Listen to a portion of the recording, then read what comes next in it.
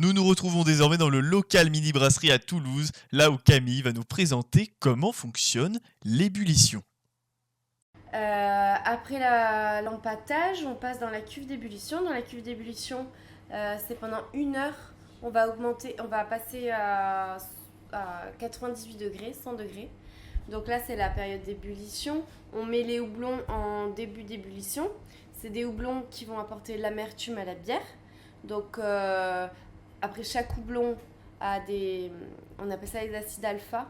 C'est ce qui va définir le niveau d'amertume à la fin.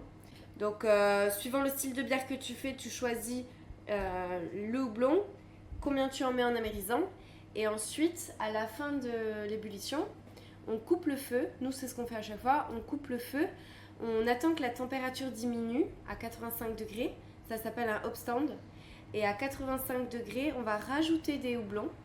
Sauf que là, on ne va pas extraire l'amertume du houblon. On va vraiment chercher à avoir l'aromatique du houblon. Donc nous, on travaille beaucoup avec du houblon qui s'appelle le Nelson Sauvin. Et donc là, on fait donc cette infusion à chaud à 85. Il y a un petit temps de sédimentation et ensuite on va faire ce qu'on appelle un whirlpool.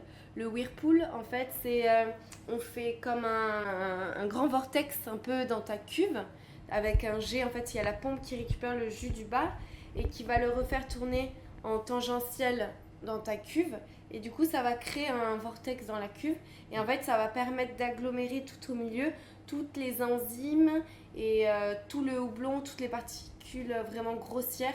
Elles vont se concentrer au centre. Et du coup, à la fin, on va refroidir ça. On le laisse tourner. Au bout d'un moment, on l'éteint. Et après, on va refroidir notre mou à 100 degrés via l'échangeur à plaques, donc à contre-courant avec de l'eau froide. Donc comme ça, notre mou se refroidit, notre eau se réchauffe. Et à la fin, il va rester un amas de houblon et autres particules que tu vas pas prendre dans ta bière, qui restent au fond.